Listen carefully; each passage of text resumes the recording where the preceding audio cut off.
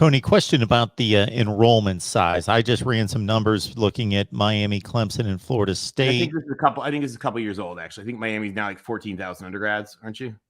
Okay. So is that any kind of a factor in all of this, do you think, in comparing these universities, the enrollment size? It's a thing that I think to help understand.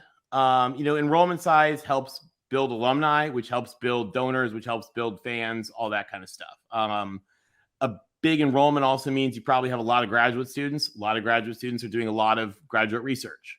One of the things that university presidents are always looking for is they want to have schools that are like them. Actually, let me put a caveat on that. They want to have schools that are like them or schools that are like what they want to be, like who they aspire to be.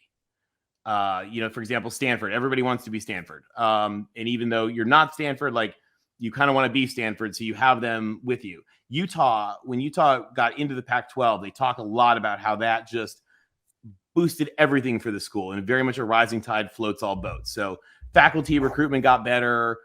Student recruitment got better. Their media attention got better. They got all the free marketing. Like everything got better in the university. Donations went up, and they got into the AAU.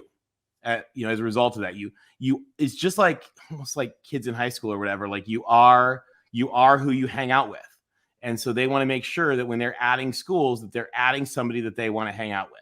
Now, the caveat to that, of course, is does the math work on the TV networks end?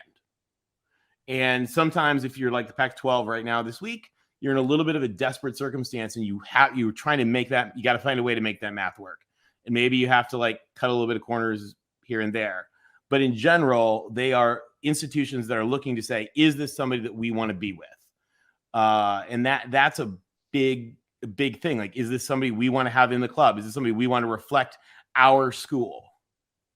And Miami, and so that's where again we talk about the AAU-ness, the research, like all that kind of stuff. Now in the Big Ten, and we could go into this a little bit more later if you want, Mark. I don't know if these folks have already heard it, but the Big Ten very much integrates itself within its schools. So the Big Ten is integrating its libraries, it's integrating its purchasing, integrating like how they help hire their professors, how they train, they do all the leadership training for their faculty, their cybersecurity, their tech development, all that kind of stuff is integrated in the Big Ten. And so in the Big Ten, when they're looking to bring you on, it's very much like, do we want to fully integrate our school in with this place? It's also, by the way, why nobody leaves the Big Ten. In fact, the only school that ever quit the Big Ten was Chicago. They quit in 1946. And they actually have stayed in the academic component. They're still there.